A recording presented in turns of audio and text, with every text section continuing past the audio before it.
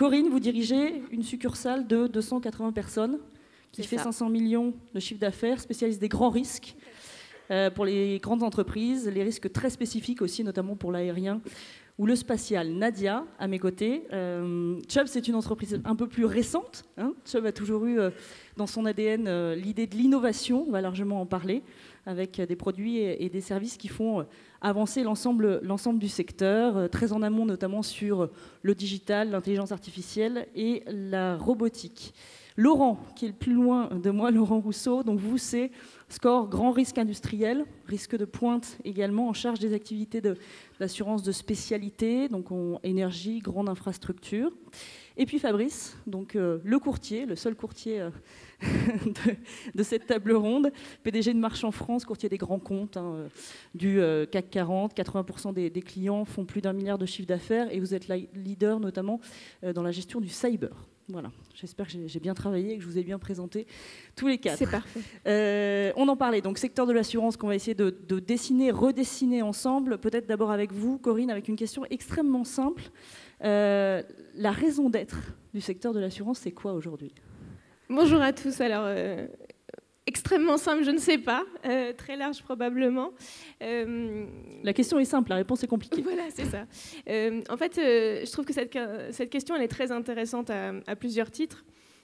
Le premier, c'est qu'en ce matin de vendredi de l'Ambrae, c'est toujours pas mal de repartir des fondamentaux pour planter le décor, mais aussi parce que la raison d'être, c'est un sujet d'actualité. Alors, pour ceux qui l'ont lu, il y a eu récemment, en 2018, un rapport de Jean-Dominique Sénard et Nicole Notat, qui essaie un peu de réconcilier la France avec les entreprises et qui recommandait notamment que dorénavant soit explicitée la raison d'être de chaque entreprise. Et puis c'est vrai qu'on voit aussi arriver parmi nos collaborateurs aujourd'hui une nouvelle génération pour qui la question du sens, la question de la raison d'être devient un peu plus aiguë. Donc voilà, c'est une très belle question. Et alors, si on revient à l'assurance plus spécifiquement, moi, j'aime bien dire, et j'ai la conviction que c'est vraiment la raison d'être, c'est la réduction des incertitudes. C'est vrai que si on regarde aujourd'hui, les métiers de l'assureur, c'est la protection des personnes, la protection des actifs des entreprises, la sécurisation des transactions financières. Et ça, c'est quelque chose qui permet aux individus, aux sociétés, d'entreprendre, de prendre des risques et de continuer à pousser toujours plus loin le développement, leur évolution, leur périmètre. Et je pense que cette question, elle devient d'autant plus importante aujourd'hui dans un monde où on voit la multiplication des foyers de risques politiques, enfin de crises politiques. On voit aussi des risques traditionnels qui se complexifient. Et on peut avoir une usine qui brûle quelque part au fin fond de la République tchèque et qui met à l'arrêt tout un secteur d'activité comme l'automobile. On voit aussi l'aggravation des événements climatiques, puisque si vous vous en souvenez tous, 2017, ça a été une année assez incroyable pour ça, puisqu'on a eu les plus grosses pertes assurées en matière d'événements climatiques. Et puis on voit des risques émergents, le cyber par exemple, qui arrivent. Donc tout ça, mis bout à bout, fait que l'assurance a vraiment ce rôle de stabilisateur, de réducteur d'incertitude qui fait complètement sens aujourd'hui. Vous avez évoqué, vous avez cumulé finalement l'ensemble des risques. Il y en a un qui est très prégnant, encore présent aujourd'hui, et je pense que vous n'avez pas pu le prévoir, même nous journalistes on l'avait vraiment pas prévu, c'est l'émergence d'une crise majeure qui a été celle des Gilets jaunes. Est-ce qu'il y a eu un réel impact sur votre secteur ou pas ? Alors, impact, oui, évidemment. Alors, c'est là où aussi on voit que la réalité a toujours beaucoup plus d'imagination que nous. Alors, la crise des Gilets jaunes, il y a des choses assez classiques dedans, puisqu'on a des dommages matériels, des interruptions d'activité, des pertes de chiffre d'affaires, soit parce que la chaîne logistique était interrompue, soit parce que les magasins devaient être fermés. Chez AGCS, on a évalué à peu près ce qu'avaient représenté les 4 premiers samedis, les 4 samedis du mois de décembre, et ça fait une perte au global pour le secteur de la distribution des commerçants de l'ordre de 1 milliard d'euros, donc c'est quand même pas du tout négligeable. Donc des choses assez classiques. La nouveauté, c'est la répétition. D'abord, pour commencer, parce que finalement, un événement un samedi, ça aurait pu être assimilé à beaucoup d'autres choses qui se passent dans le secteur de l'assurance. Donc ça, c'est la première chose. La deuxième chose qui est intéressante aussi, c'est ce qu'on voit, c'est que finalement, les dommages matériels aujourd'hui commencent à avoir un poids qui est assez faible. Et finalement, ce qui est vraiment la grosse perte pour pour les assurés, pour les clients, c'est la perte de chiffre d'affaires. Et c'est vrai que ça, c'est une tendance qu'on voit de plus en plus se matérialiser, c'est-à-dire qu'on a plein de causes possibles de sinistres aujourd'hui, mais avec une convergence des conséquences qui est de l'ordre de la perte de chiffre d'affaires et avec un poids qui est de plus en plus important. Et en fait, aujourd'hui aussi, ce que ça a posé comme question, c'est que finalement, cette histoire de perte de chiffre d'affaires sans parfois de dommages matériels, puisqu'il y a eu des autorités administratives qui ont demandé que certaines rues soient fermées, ce genre de choses, pose des questions intéressantes parce que il y a des contrats aujourd'hui de perte d'exploitation sans dommage, c'est-à-dire sans incident subi sur les actifs en tant que tels, mais c'était réservé jusqu'ici à une petite poignée de grands groupes qui se protégeaient pour des montants très importants. Aujourd'hui, il faut se poser la question de qu'est-ce qu'on fait pour un petit commerçant, comment est-ce qu'on répond à ces besoins-là, puisque ça a été quelque part une crise assez inédite. Je reviens à la question liminaire peut-être à poser aussi à Laurent Rousseau sur le rôle globalement de l'assureur. C'était effectivement dans le titre du programme, il y a l'idée d'un soutien aussi à l'économique et au social. Vous rejoignez cette idée-là ? Oui, tout à fait. Si on prend un peu de recul, on regarde appelez ça le théâtre des opérations de trois manières pour un assureur. Il y a l'humain et le naturel, il y a l'économique et l'entreprise, et le troisième aspect, c'est la gouvernance. La gouvernance politique locale, politique nationale, politique internationale. Et ça, c'est l'environnement, et ça a été un petit peu présenté ce matin, avant notre table ronde. Quand on regarde cet environnement, et qu'on pose la question du rôle de l'assureur, qui est votre question, le rôle de l'assureur, moi je le caractériserais de manière assez simple, c'est connaître les risques et les porter.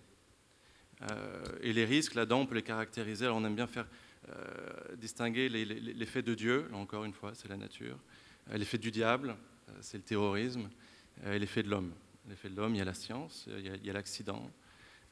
Et donc la question que vous me posez, Sidonie, c'est finalement le croisement des deux. C'est l'environnement entre l'humain, le naturel, l'économique et l'entreprise, le gouvernement.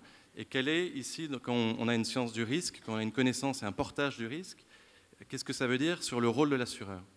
Et nous, chez SCOR, on s'est identifié 3 priorités stratégiques là-dessus. La première, et je crois que c'est Patrick Pouyanné qui parle d'une transition énergétique heureuse. Il y a une question, quelle est votre stratégie climat? Je crois qu'Antoine Frérot, Veolia, a aussi posé ça hier.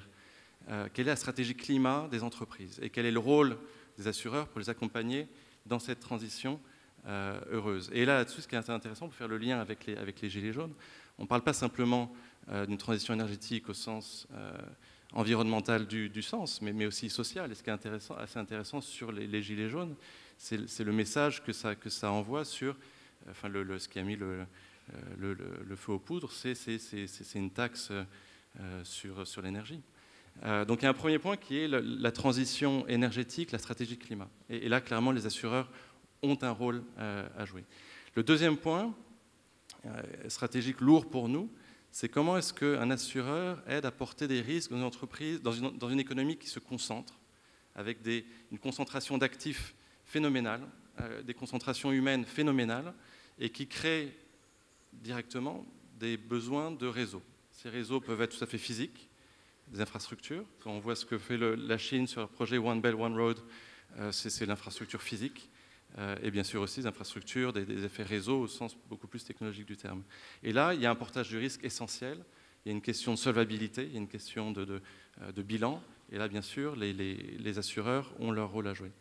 Et le troisième point, alors, tourne autour de la technologie, mais au lieu du mot technologie, ce dont on aime parler, c'est l'idée des actifs intangibles. Comme vous le disiez, chez nous, chez SCOR, on a cette culture industrielle d'ingénieurs très lourd. On aime ce qui est lourd, on aime ce qui se sent pas forcément très bon, on aime le pétrole, on aime ces industries traditionnelles. Or, si vous regardez ces 20-30 dernières années, l'essentiel des investissements se sont faits sur des actifs intangibles. Recherche et développement, l'image et la production de symboles qui est vraiment caractéristique de nos sociétés depuis une bonne 50aine d'années. Et là-dessus, il y a des enjeux assurantiels dingues. Si on reprend les 3 sujets, sur le premier sujet, sur transition énergétique, la RC environnementale est clé, bien évidemment. Sur les réseaux, les enjeux de risques politiques, qu'ils soient nationaux, qu'ils soient locaux, qu'ils soient internationaux. Et bien sûr, sur le troisième point, on y reviendra probablement, les risques cyber. Et donc voilà, pour nous, ce sont les trois axes qu'on voit absolument clés, là où on a un rôle à jouer. Et on reviendra sur cette idée de raison d'être. Fabrice, je vais peut-être vous demander, vous qui êtes au contact direct des clients, donc grandes entreprises aussi, peut-être ce qu'elles attendent aujourd'hui d'un assureur et d'une police d'assurance, qu'elle soit peut-être multiple ou en tout cas qu'elle soit adaptée. Enfin bref, qu'attendent vos clients? Je pense qu'il y a un bon résumé. On est tous d'accord que nos dirigeants aujourd'hui sont face à une complexité de risques mouvants, que ce soit effectivement les business models qui sont en pleine disruption. Le principal challenge, en fait, c'est comment les consommateurs et les nouveaux consommateurs vont consommer tout ce qui est business, Internet of Things, les objets connectés, les sensors, l'intelligence artificielle, la robotique, comment les business sont complètement disruptés. Ça, c'est quand même un axe majeur de nos clients, avec les problèmes que vous avez aussi discutés sur problèmes climatiques, hein, tout ce qui est business continuity plan, le risque de réputation sur les enjeux de pollution, de biodiversité. Les problèmes géopolitiques, c'est vraiment quelque chose qui concerne énormément nos clients quand on voit tous les accords commerciaux qui sont remis en question, les problèmes qu'on voit aussi dans plein de pays en ce moment sur les risques politiques. Et puis, notamment aussi toute cette montée quand même de partage de la valeur, d'inégalité. On parle aussi de populistes, nationalistes. C'est des vrais sujets. Donc, les dirigeants aujourd'hui ont quand même un environnement qui bouge très vite. Et le principal sujet qu'ils ont, c'est la vitesse. On sent vraiment que la vitesse, tout va tellement vite. Et on le voit d'ailleurs avec nos enfants. Aujourd'hui, quand nos enfants arrivent en 3 clics à faire des choses que nous, on n'imaginait pas, tout doit être de plus en plus vite. Et ça, c'est vraiment un vrai problème, associé à le plus grand enjeu, qui sont les talents. Aujourd'hui, on est quand même dans une entreprise où on doit avoir 3-4 générations qui travaillent en même temps, qui ne veulent pas forcément les mêmes choses, avec une génération qui embrasse la technologie très fortement, d'autres pas forcément, des motivations différentes, des façons de travailler. Et ça, c'est un des enjeux majeurs en fait, de nos clients, qui pour ça ne sont pas des sujets qui sont couverts par l'assurance, le talent. Mais ça reste quand même un point très important. C'est de donc favoriser les talents, de les mettre en avant, quelle que soit la génération, ou c'est d'essayer de capter aussi les talents? C'est quoi l'enjeu? L'enjeu, d'abord, c'est de les capter, mais de les garder. Hein, aujourd'hui, même nous qui sommes jeunes, on a l'habitude, moi j'ai travaillé au début de carrière, facilement on travaillait jusqu'à 3h du matin, on était complètement loyal avec son entreprise, on se projetait sur 4-5 jobs, on n'était pas... Et là, tout va tellement vite que déjà, garder nos talents et faire en sorte qu'ils aient envie qu'on leur raconte aussi une histoire et l'envie de travailler. On ne fait plus la même chose aujourd'hui avec des jeunes que nous, on faisait nous-mêmes. Et c'est à nous de s'adapter. Et c'est vrai que c'est l'enjeu, c'est de garder, parce que tout ce qu'on raconte et travailler sur tous ces risques-là, in fine, c'est quand même une histoire d'homme, d'anticipation des risques, et c'est le talent. Il y a déjà beaucoup de questions. Je vais me tourner vers vous, Nadia, puisqu'on parlait déjà beaucoup de l'émergence du digital et du risque cyber en général, mais peut-être d'abord prendre le digital, l'intelligence artificielle comme un réel outil pour les assureurs, pour vous, et c'est d'ailleurs dans l'ADN de Chubb que d'avoir fait ce choix il y a très longtemps, je crois, de se digitaliser totalement. Pour vous, vous y voyez un formidable outil aussi de quoi? De flexibilité, de nouvelle flexibilité? Bonjour à tous. C'est vrai que déjà, dans un contexte, pour avoir échangé et entendu dans ces magnifiques ateliers et plénières, on voit que les entreprises aujourd'hui, en dehors même du monde des assureurs, ils ont le défi de la concurrence et ce défi passe aussi par la transformation digitale. Et je pense que nous, notre métier d'assureur, il est aussi associé à ça. C'est vrai que je suis assez fière que mon groupe ait toujours eu dans son ADN cette transformation technologique digitale. À titre d'exemple, nous avons numérisé l'ensemble de tous nos documents, que ce soit au niveau de la contractualisation des contrats, de la souscription, de l'indemnisation en 2003. Donc chez Chubb, depuis 15 ans, il n'y a plus un dossier papier sur les bureaux, ou s'il y en a, c'est parce que, bien entendu, parfois, c'est mieux de lire sur du papier que sur un écran. Mais au fond de tout ça, pourquoi cette transition digital, technologique, la robotisation, l'intelligence artificielle, c'est quelque chose auquel on doit s'intéresser, qui est intéressant, c'est que ça va nous permettre d'être encore plus pertinent au niveau de nos assurés, au niveau de nos clients, de nos partenaires courtiers. Aujourd'hui, on permet à nos courtiers, par exemple, sur un certain segment de clientèle, de pouvoir coter, par eux-mêmes via un système. On a investi plusieurs millions d'euros l'année dernière. Et en fait, ce qui se passe, c'est qu'il y a aussi, on parle beaucoup du parcours client, mais il est très intéressant, c'est que si vous êtes devant une entreprise qui, à un moment T, a un risque et souhaite s'assurer, aujourd'hui, on peut le faire en 10 minutes. Et on peut le faire de manière indépendante. Et on peut, à partir du moment où on a pris la décision, générer un contrat dans un délai très court. On parle du client particulier, là, pas de l'entreprise. Petites entreprises. Petites entreprises, on peut le aussi. faire sur les entreprises qui ont jusqu'à 50 millions de chiffre d'affaires. Bon, après, le digital ne s'adresse pas à tous les clients, mais néanmoins, pour vous revenir à la gestion électronique des données dont je parlais, qu'on a mis en place il y a 15 ans, aujourd'hui, avec le nom d'un assuré et son numéro de contrat, j'ai tout son historique et je peux savoir répondre à toutes les questions sans avoir à me lever, aller chercher un dossier, appeler mon directeur, est-ce que tu as ci à ça? Non, tout est à la disposition. Et je pense que ce que les entreprises, les courtiers, les partenaires recherchent aujourd'hui, c'est aussi cette agilité, cette rapidité à répondre et aussi une capacité peut-être à accéder à des canaux de distribution qui étaient moins importants dans le passé. Donc je pense que c'est une révolution en marche. Après, on est conscient, même si on investit beaucoup dans le digital, que le multicanal reste important.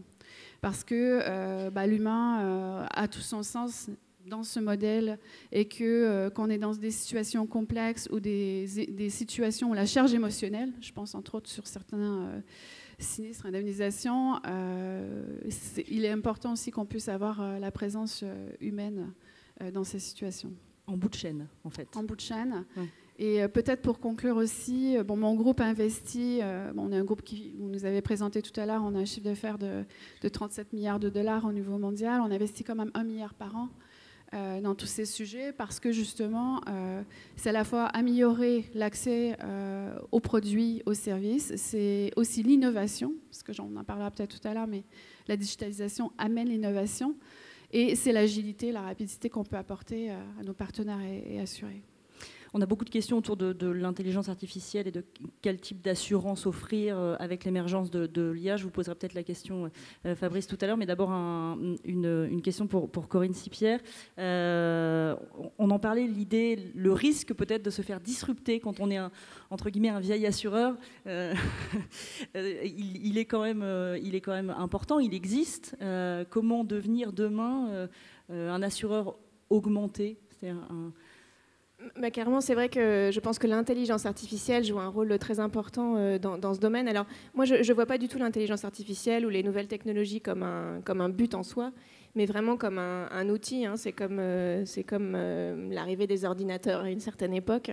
L'idée, c'est que je pense qu'on a un métier qui est quand même extrêmement basé sur l'humain, sur la notion de la confiance, parce que c'est quand même une activité particulière que le fait que nos assurés payent un service qui se réalisera peut-être dans le futur.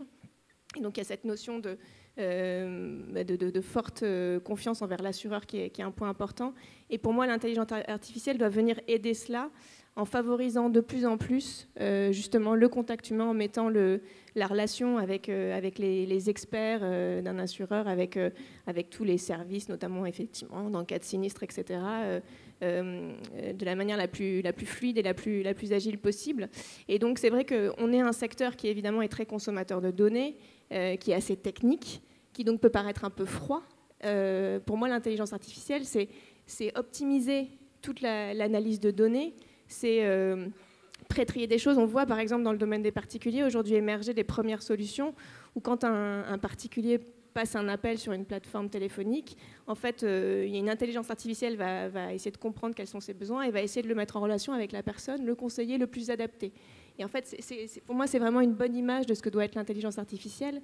C'est créer une qualité de relation, une intensification des contacts qui soit vraiment sur des aspects beaucoup plus humains, beaucoup plus psychologique quelque part, puisque c'est quand même ça l'enjeu.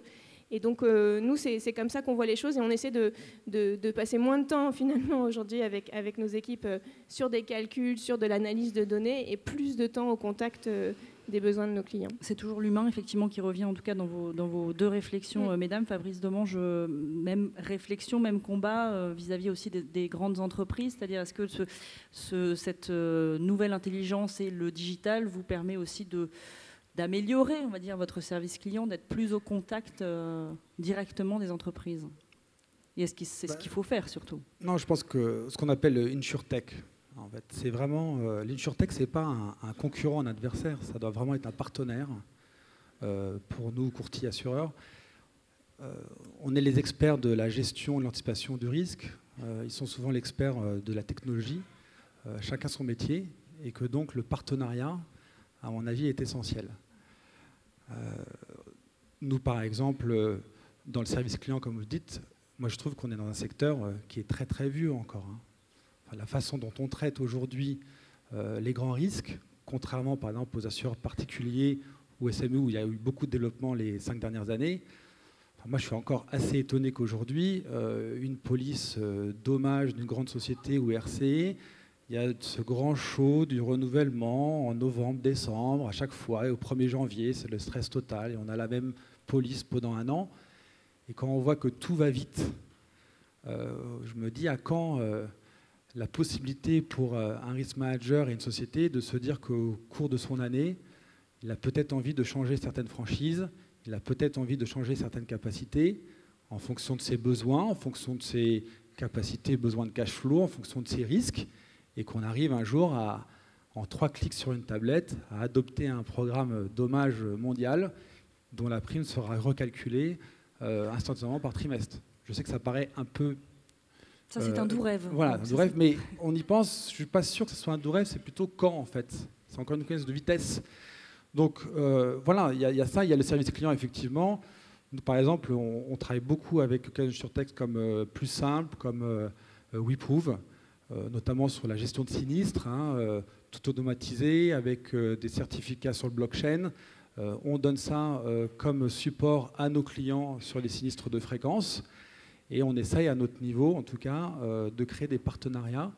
Et puis une bonne fois, c'est pour apporter de la valeur ajoutée, mais aussi pour apprendre. Parce que dans tout ça, en fait, il ne faut pas se dire qu'en gros, on doit tout savoir et qu'on doit tout prévoir et qu'on sait, mais c'est le fait de toucher un petit peu à ces éléments, de travailler avec les InsurTech. Ça permet aux équipes de réfléchir, parce qu'en fait, le mot-clé, ça va être s'adapter très très vite. Et plus on travaille sur des sujets, plus on arrivera à s'adapter. C'est travailler avec, donc en partenariat, c'est pas les intégrer, c'est pas ou essayer de le faire vous en interne, c'est-à-dire de gagner ces compétences-là. Ça, je pense que chacun a ses réflexions. On essaye parfois d'intégrer. J'ai l'impression personnellement que quand on intègre en interne, parfois on enlève un petit peu la force centrifuge qu'ils ont d'innovation. Dans des grands groupes, on est quand même des grosses structures. C'est encore la notion de vitesse, finalement. Voilà, et pour l'instant, en tout cas, nous, Marche France, on est plus dans le partenariat. Je sais que Marche dans le monde, on a des intégrations. Il faut surtout les laisser à ce moment-là très libres, en électrons libres, pour qu'ils aient la capacité d'innover et d'aller très vite. Vitesse, agilité, est-ce que c'est des mots qui vous parlent aussi, Laurent, chez SCOR? C'est-à-dire c'est compliqué, effectivement, quand on gère de grandes entreprises, de grands risques tangibles, bien connus, tels que vous les décriviez au début. Cette inertie est un enjeu de vie ou de mort pour nous. Et je pense que ce qui fait la force d'une compagnie d'assurance, c'est sa solvabilité, c'est son bilan, mais ça, c'est peut être aussi un vecteur de lenteur et de manque d'agilité, donc tout à fait. Il faut trouver un bon équilibre entre savoir investir, faire sa propre R&D, avoir ses propres modeleurs, ses propres scientifiques, et effectivement passer des partenariats. Il y a énormément de questions, je ne sais pas si certains d'entre vous veulent y répondre, notamment autour de la question du progrès technologique, de sa vitesse et de ce que ça implique pour d'abord votre métier, demain, voilà, et ce que ça implique aussi, notamment pour d'ici 20 ans, là j'ai une question avec les ressources, toutes les ressources qu'on utilise à cause de leur épuisement, on parle notamment des métaux rares, est-ce qu'il n'y aurait pas des problèmes qui vont être engendrés, des problèmes là géopolitiques, et là ça crée un risque supplémentaire. Enfin bref, c'est la boucle qui se boucle. Qui voudrait répondre à ça? Moi, j'ai eu des questions sur l'intelligence artificielle et Nadia, comment ça s'applique, peut-être rapidement. Sur ce que ça implique sur le métier. Comment, par exemple, je donnerai 2 exemples concrets, comment Chubb utilise l'intelligence artificielle aujourd'hui.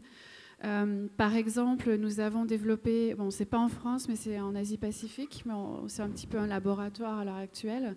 On a travaillé avec une start-up qui s'appelle Flamingo, qui en fait, on a travaillé conjointement avec eux pour développer un assistant virtuel. Et depuis septembre 2018, on a la possibilité de vendre de l'assurance voyage. L'assistant virtuel, qui via chatbot, via différents moyens de communication, peut faire une transaction d'assurance voyage du début jusqu'à la fin. Comme je disais donc tout à l'heure, plus d'humain du tout. Oui, plus d'humain du tout. Mais après, comme je l'ai dit tout à l'heure, on laisse la possibilité à nos assurés de choisir.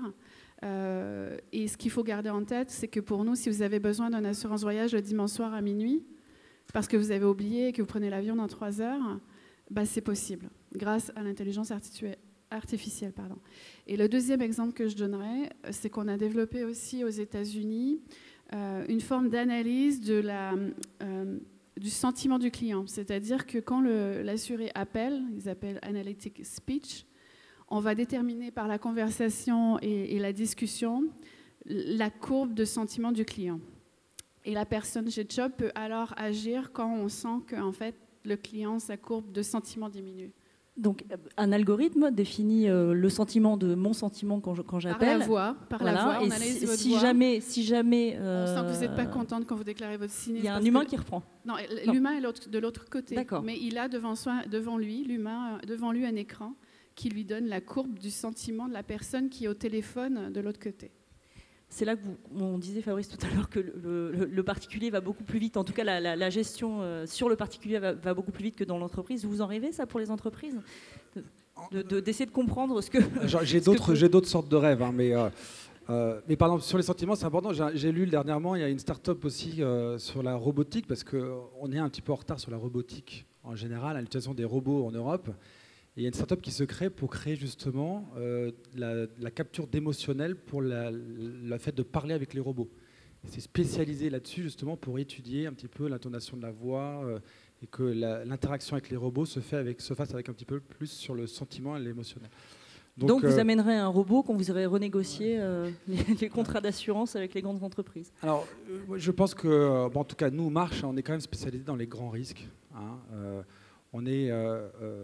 Ça fait à peu près 150 ans que le groupe Marche en fait grandit grâce à l'énergie de pouvoir aider nos clients à relever les défis, que ce soit des défis sociétals, d'époque, de technologie. Et donc c'est un peu l'ADN. Notre ADN, c'est pas de placer un contrat d'assurance. Notre ADN, c'est de bien comprendre. On parlait de cyber vite fait. Je pense qu'on est un des courtiers où nous, notre premier but, c'est pas de vendre une police cyber de nos amis Chubb ou de nos amis Allianz. Le premier parti du travail qu'on fait, nous, dans le cyber, avec beaucoup d'équipes, c'est de comprendre, en gros, le cyber risque de l'entreprise. Un cyber risque de l'industrie aéronautique n'a rien à voir avec le même risque cyber d'une grande banque ou d'une grande société d'agence de communication.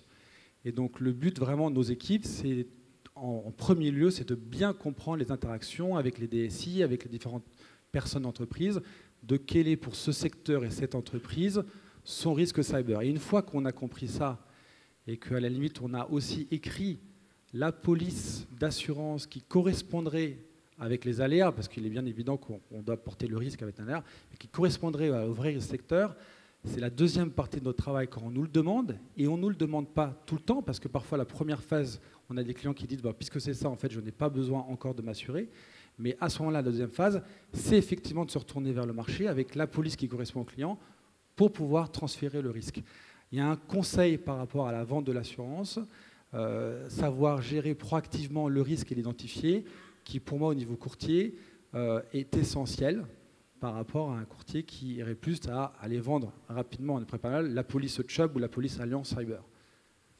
Mais sur le risque cyber, vous évoquiez des secteurs. Est-ce que vous allez même beaucoup plus loin en termes de finesse, on va dire, de proposition de police? C'est-à-dire, est-ce que vous le faites entreprise par entreprise ou est-ce que vous arrivez à dupliquer aussi des polices? Nous, c'est vrai qu'on est un courtier où on a ce qu'on appelle notre wording Marche. Donc en fait, chaque entreprise a un wording propre. Alors effectivement, on a cette capacité de travailler sur des secteurs. Par exemple, on est Marche, le courtier des institutions financières et des banques. Hein, donc effectivement, quand vous traitez la police cyber d'une grande banque, il est vraisemblable que son concurrent va avoir les mêmes problématiques. Et d'ailleurs, c'est la beauté de nos experts, hein, parce que derrière, on a des équipes. Moi, j'ai à peu près 80 personnes en France qui sont spécialisées que sur les institutions financières et les banques, avec les problèmes de réglementation, avec le BAL 3 et tout ça. Donc sur le cyber, pareil. Et vous l'avez dit exactement, nous, on fait des polices qui sont sur mesure. C'est du wording Marche qui va correspondre à chaque société et qu'on va après travailler en collaboration étroite avec les assureurs. C'est une relation tripartite. Hein. Ce n'est pas le courtier qui travaille avec son client pour essayer de faire passer une police qui va être le mieux pour elle. Non, on travaille généralement ensemble avec l'assureur qui a besoin de son aléa et pour créer la police qui va bien à trois. Et puis après, il y a des programmes en fonction des capacités où il y a plusieurs assureurs. Mais c'est du sur-mesure parce qu'encore une fois, surtout un risque cyber, contrairement à un risque traditionnel comme le dommage, le risque cyber, on ne le connaît pas encore. Il y a encore plein à chaque sinistre. On a vu cette année, on a 71% de plus de déclarations de sinistres en 2018 sur le cyber. Et à chaque sinistre, on apprend et donc on affine en fait le risque. Donc c'est très important à mon avis sur ces risques émergents d'avoir un vrai travail d'études en amont. Une police dommage, par exemple, rapidement, moi je pense, mais j'ai peut-être complètement tort, hein, que demain, avec toute la data, assurer un grand groupe sur du dommage pur, on va savoir exactement où sont les bâtiments, comment ils ont été construits, qu'est-ce qu'il y a eu comme sinistre les dernières années, ils sont sprinklés, pas sprinklés, et quelle va être la valeur ajoutée réelle d'un courtier sur de la police dommage où tout va pouvoir être agrégé et qu'en gros, avec l'intelligence artificielle, toutes ces technologies, on va pouvoir savoir quel est le risque au dommage. Le cyber, on n'est pas du tout là, on est complètement en amont. Et donc, c'est deux approches différentes. J'abonde vraiment ce que dit Fabrice. On aime se faire peur avec les grands sujets de l'intelligence artificielle, de technologie. In fine, on arrive sur des considérations assez élémentaires. Ce sont les données, comment est-ce que vous structurez les données, quel accès vous donnez à vos données. Il y avait une question là-dessus, effectivement. Est-ce qu'il y a un intérêt aussi c'est pour ça que je réagis là-dessus. Enfin, c'est un sujet qui est bien sûr très, très, très à la mode, même si cela dit, il y a des effets de balancier comme tout effet de mode, et que là, on est dans le deuxième effet de balancier. On retourne beaucoup plus sur des logiques de partenariat plutôt que de remplacement des assureurs par les insurtech. Donc ces effets de mode, il faut aussi un petit peu s'en méfier.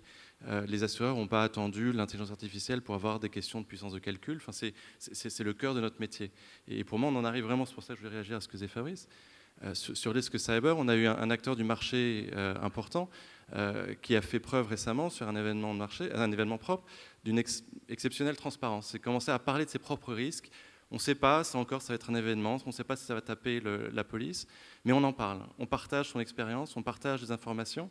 Et ça, malheureusement, ce sont des attitudes qu'on ne voit pas assez. Et quand Fabrice parle d'un dialogue tripartite, il faut que ce soit comme ça. Si vraiment, effectivement, et on va revenir après dans le sujet d'après, si on confond le prix pour la valeur, si on confond le rôle d'un assureur en disant tu viens quand ça tape la police, c'est un dialogue de dupes. C'est pas comme ça qu'on assurera vraiment les risques sur le fond. Donc vous plaidez pour de l'open source finalement, en tout cas sur les expériences propres au cyber. Est-ce que vous connaissez pas vraiment encore pour pouvoir vous permettre, vous, grâce à ces retours sur expérience, de bien construire vos polices? Culturellement, on est très loin encore de l'open source. J'avais une question sur la protection des données individuelles. C'est intéressant. Il n'y a pas longtemps, j'étais en Chine. Dans les pays comme ça, la protection de la vie privée a une connotation assez différente d'en France. Et après, il y a des questions générationnelles où pareil, ça évolue vraiment. Donc oui, on peut effectivement rêver un système open source où tous les codes sont en libre accès. La réalité sera très différente, sera beaucoup plus progressive et la révolution n'est pas pour demain. Il y a un élément dont il faut qu'on discute, on l'a évoqué très très rapidement, mais c'est sur le rôle aussi qu'a l'entreprise au sein de ce nouveau monde, des nouveaux équilibres. Vous le disiez effectivement, Fabrice, pour bien travailler quand on est courtier ou assurance, il faut bien connaître aussi la personne qu'on a en face de soi. Et ces entreprises sont en train de changer très vite. On a parlé rapidement du cyber, il y a plein d'autres choses. Laurent, je vous laisse la parole, puisque en préparant cette interview, on a parlé de la lettre qui vous a marqué, de Larry Fink, donc le CEO de BlackRock, qui faisait 2 constats très rapidement. Un, les États se sont totalement désinvestis. Je crois que vous en avez parlé déjà mercredi, et c'est l'entreprise qui doit prendre le relais sur plusieurs volets. Et 2, surtout, quel est le but aujourd'hui? C'est uniquement la recherche de profit, la croissance dans une entreprise, ou est-ce qu'il y a autre chose? Pour lui, évidemment, il y a autre chose. Ce sont des sujets qui, pour moi, à titre personnel, sont assez importants, mais je pense concernent absolument tout le monde dans cette salle. Il y a cette idée de précariat qui a été, sur laquelle on a pas mal écrit, de mélange de précarité et de prolétariat. Et cette idée assez simple, qui, que vous regardez les 50 dernières années, dans cette phase ultralibérale de l'économie, très souvent c'est l'employé qui a fait les frais de cette plus grande efficacité. C'est les employés qui ont pâti d'un certain recul de l'entreprise. L'entreprise protectrice de ses employés, l'entreprise promotrice d'un système solidaire, c'est assez évident, les entreprises s'en sont complètement dégagées. On parlait tout à l'heure des gilets jaunes, mais on peut regarder la hausse d'un certain nombre de mouvements populaires partout dans le monde. Et cette idée de précarité est assez intéressante. On a créé, avec ce recul de l'entreprise, toute une frange d'actifs, ce sont des gens qui travaillent, mais qui ne sont pas solidaires dans une entreprise, qui ne sont pas solidaires, ils sont anonymes. Et il y a toute cette frange population qui est vraiment le fruit d'une rupture et d'une fracture sociale. Et à mon avis, c'est essentiel, et ça c'est quelque chose, encore une fois, à mon titre personnel, mais qui nous fait beaucoup réfléchir, cette question de dire quel est le rôle de la société civile. C'est pas simplement l'État versus l'initiative privée, c'est la société civile et le rôle de l'entreprise dans tout ça. Et là, on arrive, je faisais allusion tout à l'heure, il ne faut pas se tromper sur la différence entre le prix et la valeur. Et on est toujours, bien sûr, dans des relations commerciales in fine sur des questions transactionnelles et de prix in fine. Et je pense qu'à perdre l'horizon de cette valeur, de la valeur ajoutée, de cette raison d'être, on en oublie, on tue complètement le système. Et je pense que c'est, vous mentionnez donc la lettre de Larry Fink que j'avais mentionnée, c'est assez intéressant de voir que BlackRock, le plus grand asset manager au monde, bien évidemment a des objectifs et des contraintes de rendement à très court terme, mais promeut au sein de ses entreprises en portefeuille, ils ont 5% du capital de score, ils ont probablement un peu moins de 5% de l'ensemble des entreprises cotées au monde, cette idée du purpose en anglais. Et ça, pour moi, c'est absolument essentiel, et c'est pas un sujet d'assureur, c'est un sujet collectif, et où l'entreprise a probablement un rôle à jouer. Et l'entreprise d'assurance, à plus forte raison. Pourquoi? Parce que l'entreprise d'assurance promeut le temps long, par opposition à la préférence pour le présent. Et clairement, aujourd'hui, dans une société qui préfère le présent au futur, ça c'est évident. L'assurance promeut la mutualisation dans le temps et dans l'espace. Et ça, ce sont des valeurs sociétales qui ont fait d'ailleurs l'assurance. C'est le corporatisme au XIXe siècle, c'est les modèles sociaux, c'est les modèles où finalement, effectivement, si on tombe dans des relations transactionnelles, purement transactionnelles, on arrive à casser le système. Et ce point de rupture, je pense il est palpable, il est là. Corinne Tipierre, on évoquait effectivement le purpose, donc on peut dire le but, mais peut-être aussi plus loin le sens. Le sens, et peut-être que les assureurs sont aussi en amont de tout ça. C'est quel sens on donne aussi à l'exercice de notre métier dans l'accompagnement justement de ces entreprises qui se posent peut-être aujourd'hui d'autres questions. Et des questions peut-être plus fondamentales, plus éthiques.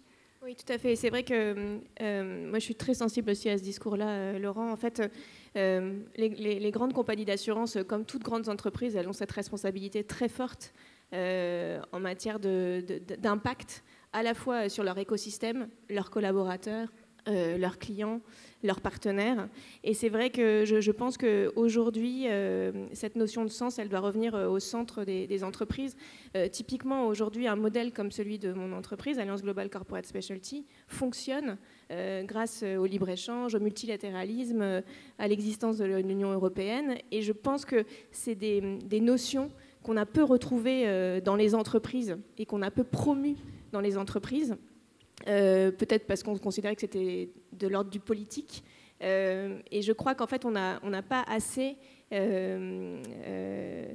pavé ce chemin-là pour aussi expliquer à nos collaborateurs, à tous ceux qui sont confrontés à notre entreprise, à quel point il y a des notions qui sont très fortes aujourd'hui et qui tiennent l'équilibre de notre monde, en fait.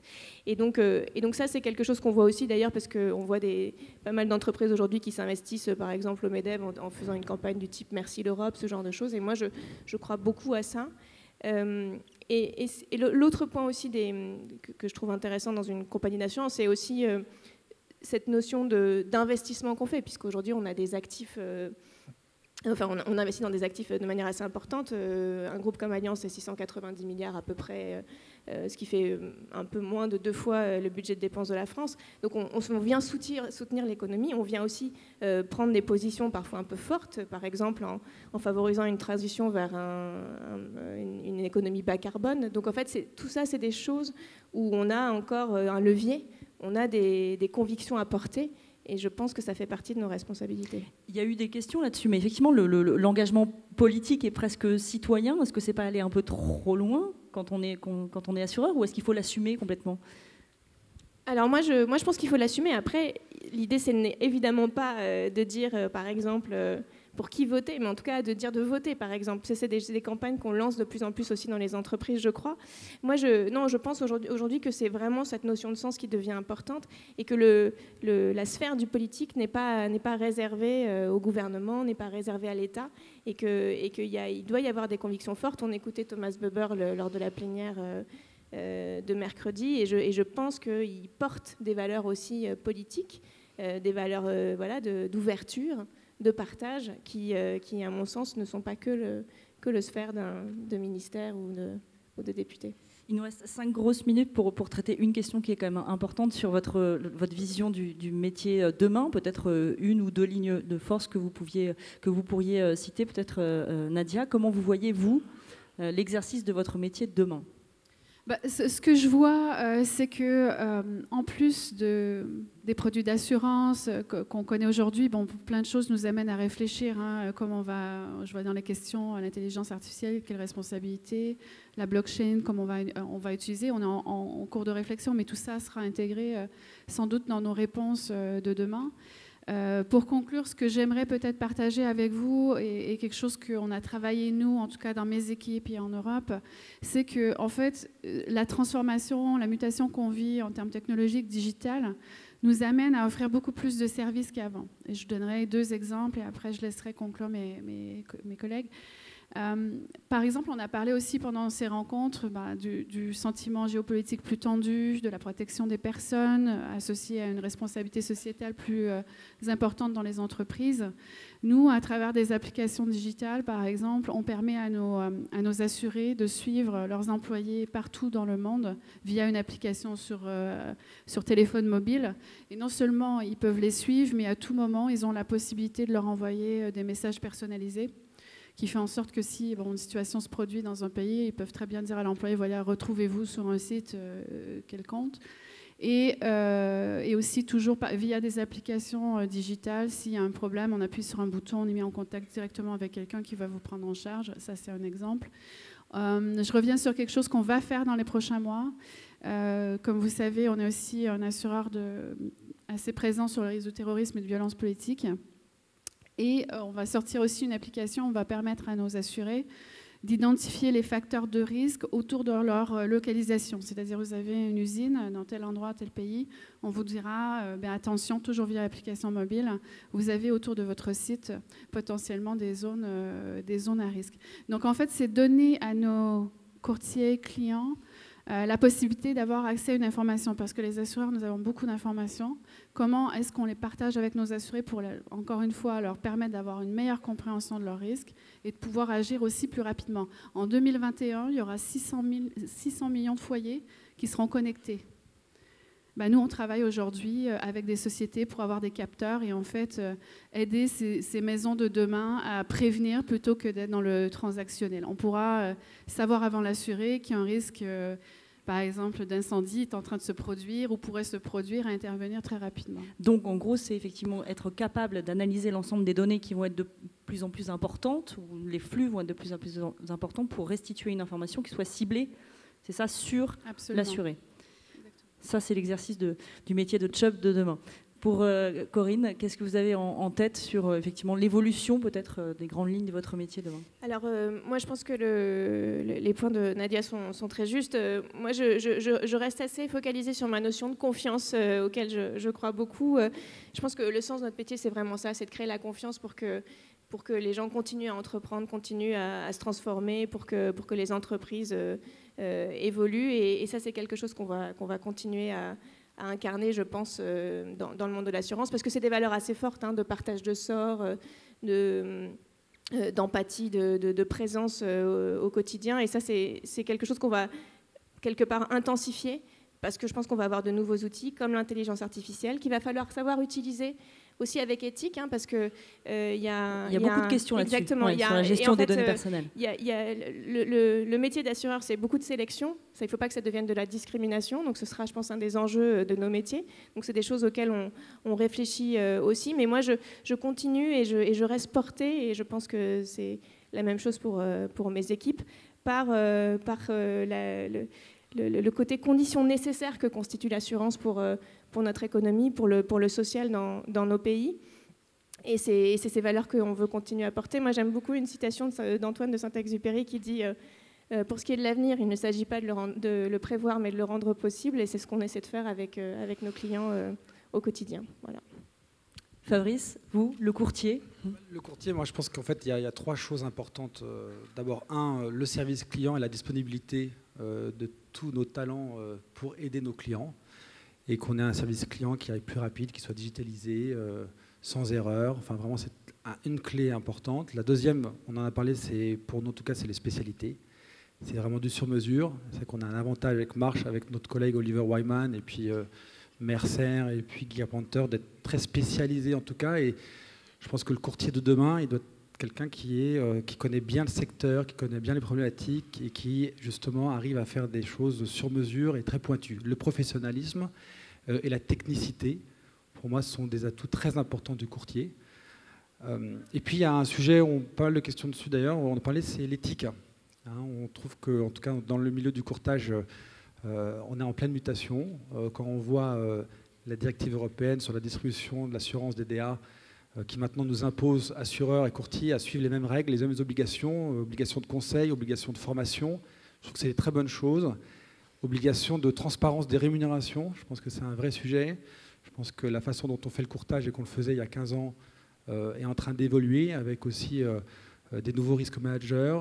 On ne fait pas du courtage, des affaires de courtage comme on pouvait le faire maintenant, et c'est la technicité et la transparence, pour moi, avec nos partenaires assurés, avec nos clients, ensemble, comme tu l'as dit Laurent, je pense que c'est essentiel. Et la nouvelle génération est de plus en plus focus sur cet échange collaboratif et transparent. Et je pense que c'est important. Laurent Rousseau, le dernier mot vous revient. Oui, je serai bref et simple. Pour moi, notre matière commune ici, c'est le risque. Comment est-ce qu'on prend vos risques? Comment est-ce qu'on les connaît? Comment est-ce qu'on les comprend? Comment est-ce qu'on les porte? Et ça, après, il ne faut pas se payer d'illusions. Il y a des incertitudes qu'il faut qu'on partage. Il faut satisfaire un court terme. On a tous des pressions très fortes qui s'accélèrent, une volatilité grandissante à court terme. Mais si on ne travaille pas ensemble sur la création des conditions tenables, soutenables à long terme, on a une industrie, comme on dit en anglais, if you pay peanuts, you get monkeys. Et je pense que l'industrie de l'assurance et la gestion des risques est dans cette société sous pression à risque de schizophrénie. Et rétablir un bon équilibre entre ces sujets de long terme qu'on a abordés, qui viendront en leur temps, et les contraintes très fortes à court terme, cet équilibre qui, à mon avis, est précaire et difficile à respecter. Il va falloir qu'on conclue cette table ronde, et je retiendrai quelques mots qui sont finalement très humains, très humanistes, puisqu'on a eu de la valeur, on a eu du talent, de l'éthique, même de la philosophie, la question du sens. Bref, on en reparlera très certainement plus tard. Merci à tous les quatre. Merci Nadia Côté. Vous pouvez les applaudir. Corinne Sipierre, Fabrice Domange et Laurent Rousseau.